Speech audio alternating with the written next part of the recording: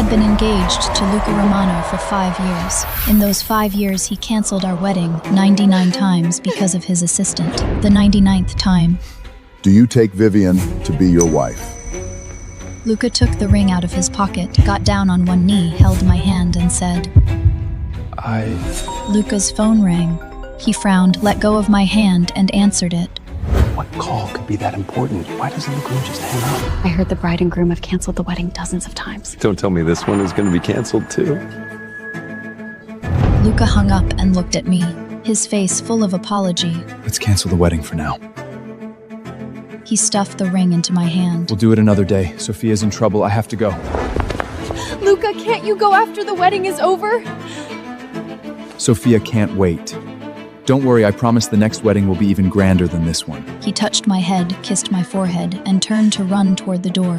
Luca, if you give me up for her today, then our engagement is over! Everyone at the scene looked at Luca. Luca stopped and turned back. Do you think Luca will stay? He's already given up on the bride 98 times. What is one more? Then do you think the bride will really break off the engagement and leave? No. She was willing to wait for the groom 98 times. Waiting one more time should be fine too.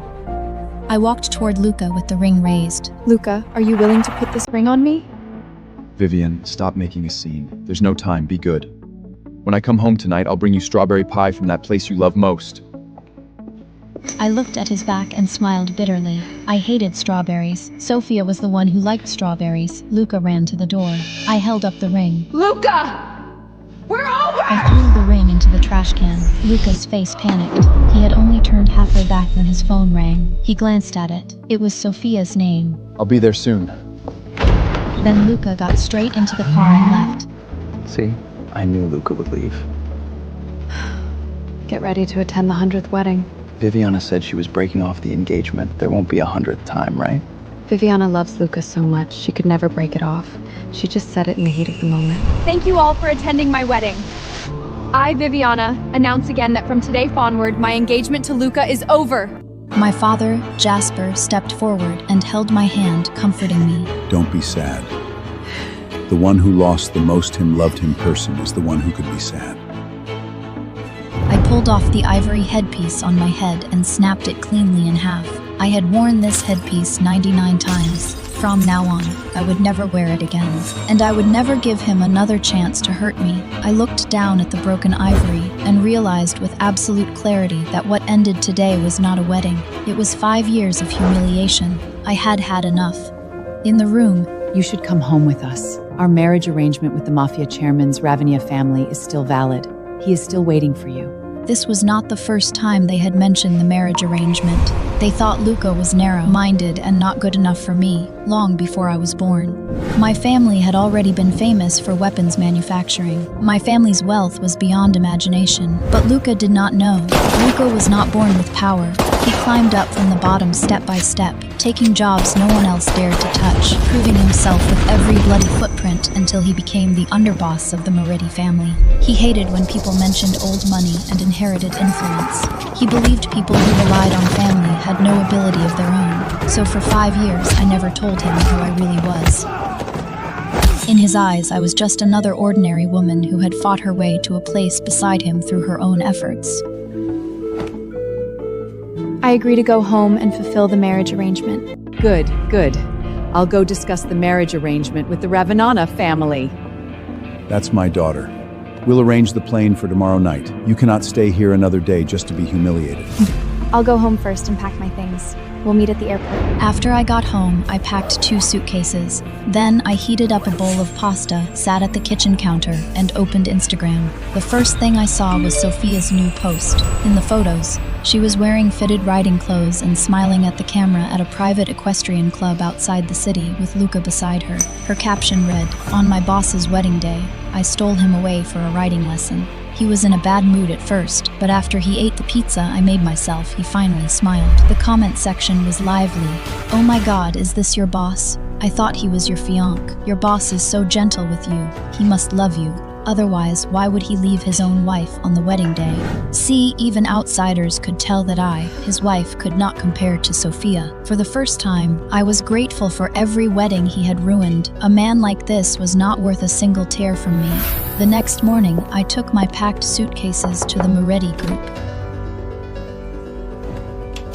I want to process my resignation. Resignation? Who is resigning? There was a faint lipstick mark on the edge of his collar. HR stood up. You came at the right time. Talk to your fiancé. She wants to leave. Did you two fight or something? It has nothing to do with him. You want to resign? Luca frowned. His gaze locked on me and his lips pressed tight. I told you Sophia was in trouble. Something went wrong with the casino finances and she didn't know how to fix it. So I went to help her. How many times are you going to twist it into something else? I pointed at his collar. Does solving a problem require a lipstick mark? Does solving a problem happen at a horse ranch? I held my phone up in front of him. Luca swallowed guiltily. Why have I never seen you be this considerate to any other subordinate? Luca pushed my phone away. We have already ended our engagement. You don't need to explain anything to me. He crossed his arms, looking smug. Vivienne, I know you're angry. I promise the next wedding will end perfectly. I think you need to take some time off instead of resigning. If you leave your job at the Marathi company, where else can you go? You know very well that because you are my fiancé, you were able to get a salary of 10,000 a month. I slammed the documents onto the desk. Half a year ago, the casino project I was in charge of made $1 million. 1 month ago, the Real 8 project I was in charge of made $800,000. Just 1 week ago, the doc I was in charge of made $2 million. And you say I relied on you? Don't argue. Communicate properly. Luca swallowed and muttered. You really have become too hot-tempered now. Not gentle at all. You don't deserve gentleness. I turned to leave. Luca grabbed my hand. I'll approve your leave, but I won't approve your resignation. If you leave, people will think you have a problem with Sophia. Then what? If everyone thinks you are targeting her, how is she supposed to keep working here? It's just one wedding. I'll make it up to you. I said nothing, and he thought I had compromised like before. That's right. Stop acting out of anger. I'll take you to your favorite restaurant for dinner. I wanted to refuse, but after thinking about it, I decided I should say goodbye with dignity. I thought it would only be the two of us. When we arrived, I found out Sophia was there too, and instantly, I did not want to say anything anymore. After dinner, Sophia rushed to say that the pipes at her home were broken and asked Luca to send her first and let me take a taxi. I smiled and agreed. As soon as they drove away, I went straight to the airport. On the way, my phone received messages from Luca. I set the wedding for the 1st of next month. I reserved 10,000 roses for that day. I also ordered the newest wedding dress. Maybe guilt had finally forced him to put on a better act, but I did not need it anymore. Don't worry. This time, everything will go smoothly. Okay. Just after I sat down on the plane, I received another message. Sophia forgot the document she needs tomorrow. I have to help her organize this night. Don't wait for me. Stay there as long as you want. Luca, we are over. Don't come looking for me.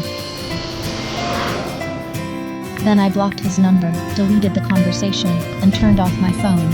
On the plane, I looked down at the city gradually growing farther away beneath me. It was all golden lights, dark seawater, and distance. From above, the city still looked beautiful. And somewhere in that city, Luca Romano was staring at my message, finally realizing that I had already left. Sophia was not drunk at all. When the apartment finally quieted down, there was only one lamp still on in the living room. In the dim amber light, she walked up to Luca in a silk slip dress, her hand slowly sliding across his chest. Luca. Not now. His words were flat and cold, enough to freeze her in place. His phone was still pressed to his ear. Again and again, the same recorded message answered him. The number you have dialed is temporarily unavailable. He had already lost count of how many times he had called. Still, it would not go through. Impossible. She's just angry. That's all. She only said those things to hurt me. He hung up and called again, only to hear the failure once more. No. I just need to go home. As soon as the thought formed, he grabbed his keys and walked toward the door. Behind him, Sophia called his name, but Luca did not look back.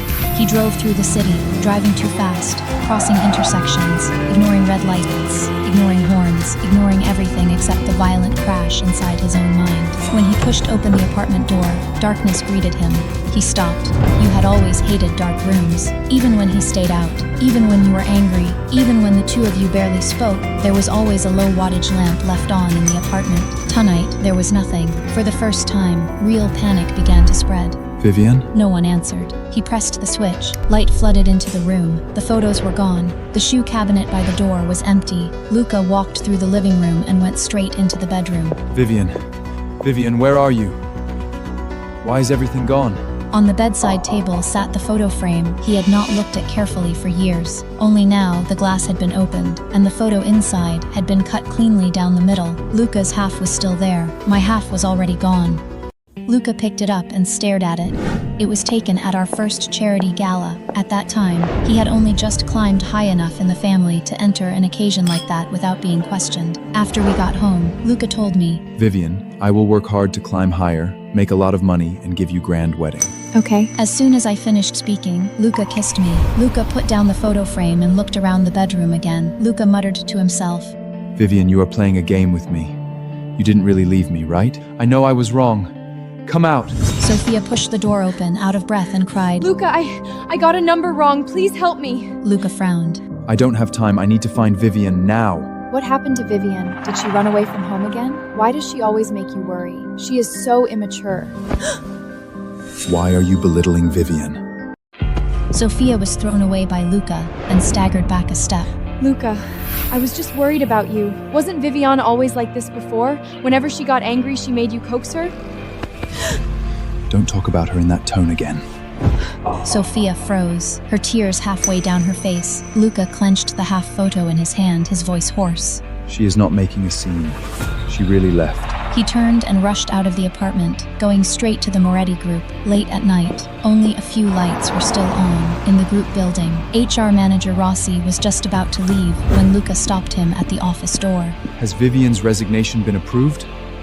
Didn't I reject her resignation? Rossi froze for a moment. You didn't know. Rossi sighed and handed him the document. You did reject it.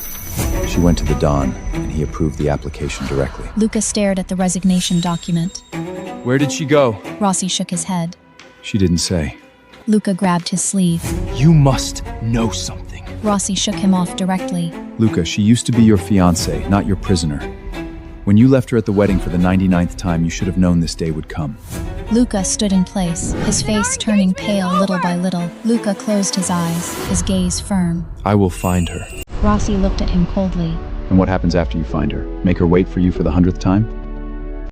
As long as she can come back to me, I am willing to do anything. Luca returned to the office and pulled out all the project files. The casino project, the real estate project, the dock project. On every report, there were notes left by Vivienne. Her writing was clear and precise. Almost every step had helped the Moretti group avoid risk. Luca held his head and cried. Vivienne, I'm sorry. I was wrong. He suddenly clenched the documents. The papers crumpled in his hand. Just then, a woman's voice came from the door. Now you know how important she was? Luca looked up. Vivienne's best friend, Elena, stood at the door looking at him coldly. Sophia only cries, only calls, only makes you abandon the wedding to go stay with her. But what about Vivienne? She helped you stabilize the casino. She helped you take the dock. She helped you sit in the underbreast position of the Moretti family. I know. Elena sneered. No, you don't. You only knew she loved you, so you thought she would always wait. Weren't you always curious why she never mentioned her family?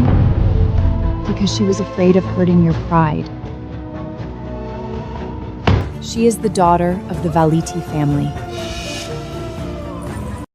She is the daughter of the Valiti family. Before she was even born, her family had already stood at the top of the European black market through weapons manufacturing. She could have done nothing at all. But for you, she hid her identity for 5 years and stayed with you as you climbed from the bottom to the underboss position of the Moretti family. The color drained completely from Luca's face. Vivienne is a member of the Valti family. Elena looked at him. Yes. And you treated her like a woman who relied on you to support her. On the other side, when my plane landed in Rome, it was already late at night. As soon as my mother saw me, her eyes immediately turned red. Vivienne. I dragged my suitcase over and was pulled into her arms. My father, Jasper Valenti, stood aside. His usually cold, hard face also showed heartache. It's good that you're home. Dad, Mom, I'm back. The convoy drove out of the airport. Outside the car window were the late-night lights of Rome. I leaned back in the seat and looked at the city I had left for 5 years. 5 years ago, I left here for Luca. 5 years later, I finally brought myself back. After returning to the Valenti estate, everything was the same as when I left. My room was still kept the way it used to be. The Ravenna family already knows you are back. Damien never canceled the marriage arrangement. He said that as long as you are willing, he is still waiting for you. I looked down at the empty ring mark on my hand. The ring Luca left behind had already been thrown into the trash by me. I did not want to waste my life on an unworthy man anymore. Arrange the meeting. A smile finally appeared in my father's eyes. That's my daughter. The next morning, I changed into a black suit and walked into the Valenti family company. My father did not reveal my identity. Everyone only knew that I was the new project manager. No special treatment, no young lady halo. If I wanted to stay, I had to rely on my own ability. 3 months later, I passed the Valenti group's strictest probation period. In the meeting room, my father pushed an official appointment letter in front of me. From today on, you will officially take over the Eastport Weapons Transport Line. At this moment, I was no longer anyone's fiancé. I was only myself. That night, my family prepared a celebration dinner for me. My mother personally made my favorite lemon grilled fish, and my father poured me wine. You did very well. I know. Just then, the doorbell rang. After the maid opened the door, her expression changed slightly. Miss, it is Mr. Romano. The dining room instantly fell silent. I put down my glass and walked to the door. Luca stood outside. After 3 months without seeing him, he had lost a lot of weight. The suit that used to always be perfectly neat now had creases. Vivienne, How did you find this place? Elena told me your real identity. Luca's Adam's apple moved. He took a velvet box from his coat. After he opened it, inside was the ring I had thrown away. I picked it back up. I know it was important to you. It used to be important because you were important. Now you are not important anymore. Give it to Sophia. Anyway, you used to give her things that were meant for me all the time. Luca's face turned pale and he grabbed my hand. Vivienne, I was wrong. Only after you left did I realize how terribly wrong I was. It's too late. I will not jump back into the fire just because you finally realized it was burning. After saying that, I turned and went back inside. The moment the door closed, I heard Luca calling my name in a low voice outside. After Luca returned to the Moretti group, the entire family was already in chaos. Without Vivienne, the casino project kept losing money. The real estate project was withdrawn from by the partners. The dock transport line was watched by customs because of a risk assessment error. In the meeting room, everyone in the Moretti family looked terrible. Don Moretti slammed the report onto the table. So this is what you meant when you said Vivienne only relied on you for her salary? Luca lowered his head and did not argue. She has been gone for 3 months, and the group has lost more than $8 million. And what about that precious assistant of yours, Sophia?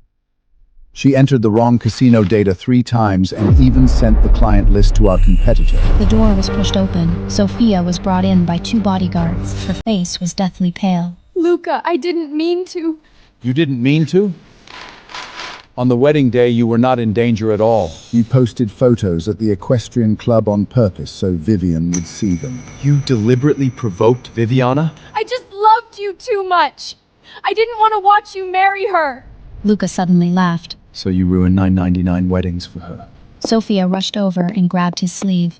But you came every time, didn't you? Luca, you were the one who chose me. Those words stabbed into Luca's heart like a knife, because she was right. Sophia had set the trap, but every time, the one who made the choice was him. From today on, Sophia is removed from the Moretti group. As for you, Luca, hand over the underboss position first.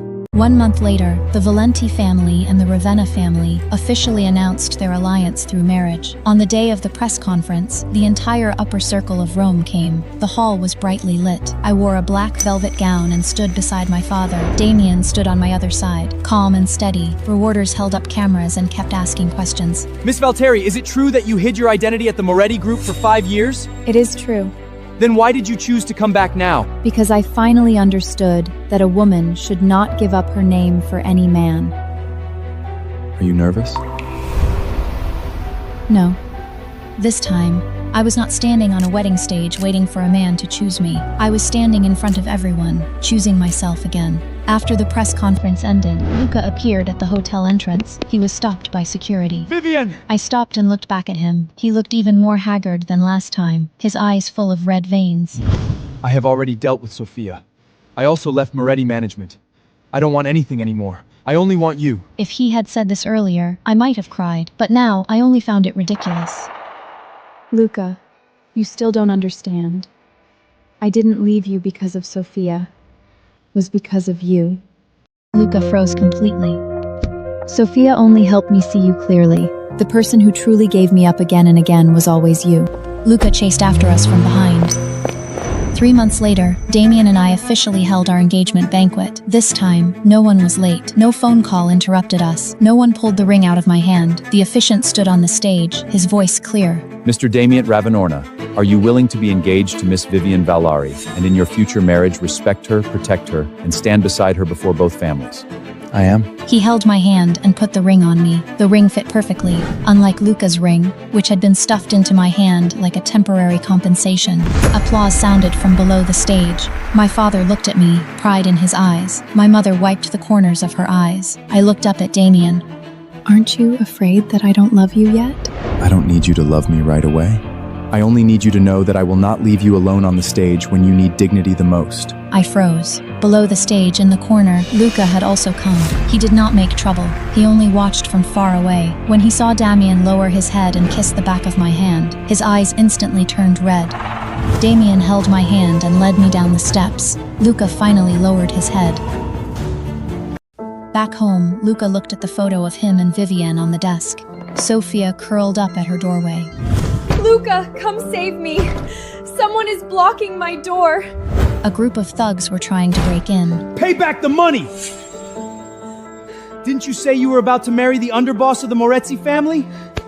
If you can't pay back over $100,000, then don't blame us for being rude! Luca hung up directly. Vivienne, I know you are only angry with me. You said we would get married and have many children together. We were going to take our children to amusement parks. I know. You despise my underboss status, don't you? I will work hard. I will make myself worthy of you. Wait for me. 1 year later, Rome held an arms trade summit. The Valenti family and the Ravenna family attended together. I walked into the venue in a white suit, with Damien by my side. Reuters surrounded us. Miss Valiti, is it true that the Valiti family's profits tripled this year? Will you officially become the heir of the Valiti group? When will your wedding with Mr. Ravenna be held? I stopped and looked at the camera. Questions about business will be answered at the press conference later. As for the wedding, I glanced at Damien. I smiled. within half a year. Laughter and applause sounded at the scene. Not far away, Lucas stood outside the crowd smoking a cigar. He had grown a beard, and he looked more mature during this year. Luca had left the Moretti family and rebuilt his own power in the southern line. Now, some people had already begun calling him boss. Boss, the private plane is ready. When do we leave? Now. Vivienne, wait for me. In 2 years, I will definitely be worthy of you.